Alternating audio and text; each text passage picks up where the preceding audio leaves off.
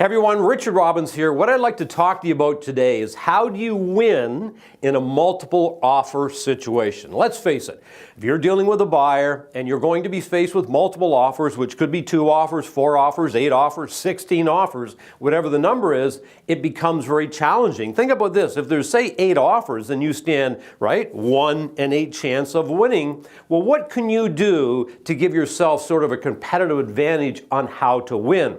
So I'm going to take you through 5 ideas that I have. The video is going to be a little bit longer here, but this is a real training video.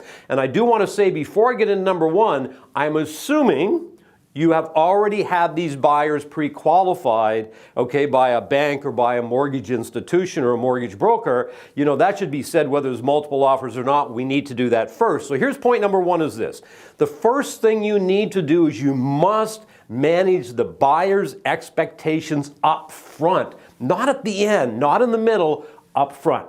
One way to do this is create what we call a buyer CMA. So let's say you have a buyer, obviously they want to spend X number of dollars, they want to live in a certain geographical area, or maybe they want to live in 1 or 2, 3 condo buildings that are available. So what I would do is I would sit down with them, just like you do a CMA for a seller, and I would find the most recent sales that have taken place and show them how much above asking price are they selling for, because generally if there's multiple offers, they're probably selling for more than asking price. And figure out what is the percentage, okay? Maybe one sold for 103% of asking price, maybe another 105, maybe another one 101, and then figure out on average, how much are they selling for above asking price? Because now what you've done is you've managed the expectations. They can probably get over the initial shock of that over time, and it'll make it much easier when you get to the point of an offer. And the second thing is this, deposit. You know, I had a friend recently who was telling me his son was interested in buying a house, and he was working with a real estate agent. I don't know who it was. But he said what was shocking was the day they decided to put an offer in on a house, the agent then told them they needed $20,000 deposit. Well, the buyer said, my son's friends or kids said, well, $20,000, like we don't have that right now. It's going to take us 24 hours to get that all set up. So again, they hadn't managed the expectation up front.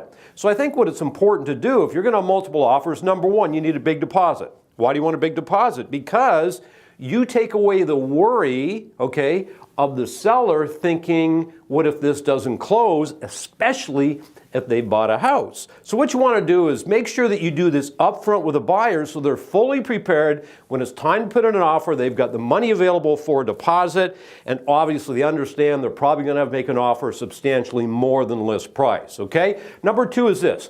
Obviously, we want it to be unconditional. Now, I've heard all kinds of people putting in conditional offers when there's multiple offers. And we know the chance, I'm not saying they wouldn't take a conditional offer, I'm saying the chance of a seller taking a conditional offer opposed to an unconditional offer is probably going to be slim, maybe to none. So how do you do this? Well, you might want a building inspection. So what do? Well, if listing came on the market and they're going to look at offers, say in 5 days, well, if you find the house, you probably need to invest, or your buyers need to invest in having a building inspection done beforehand if they want to have that done, right? And yes, they're going to have to invest in that.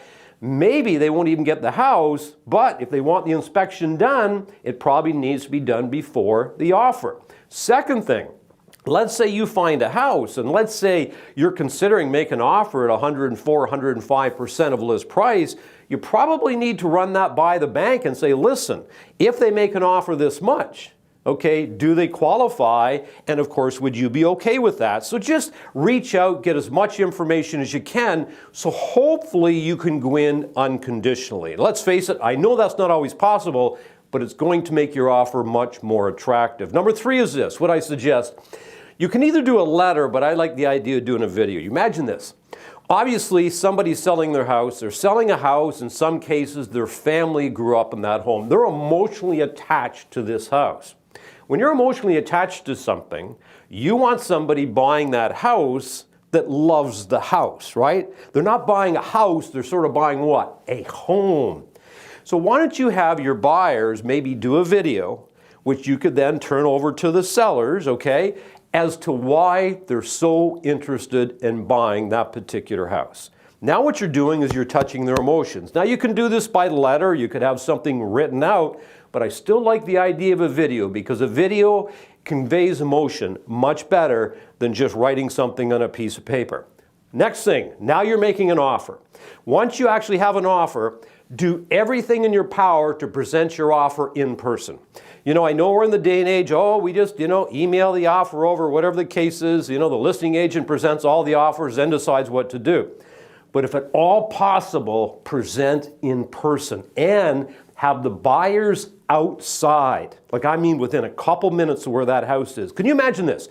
You're sitting in there presenting, there's a number of other offers.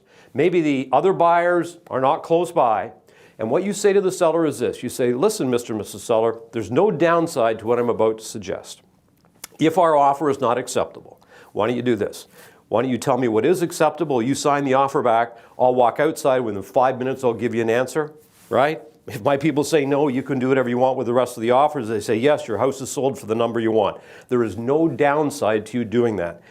Pretty hard to do that, when the buyers are not there. Maybe they're in another country. Maybe they're, at the condo they live in, which is 20, 30, 40 minutes away or whatever the case is. So if you can, present in person because you might be able to influence that situation.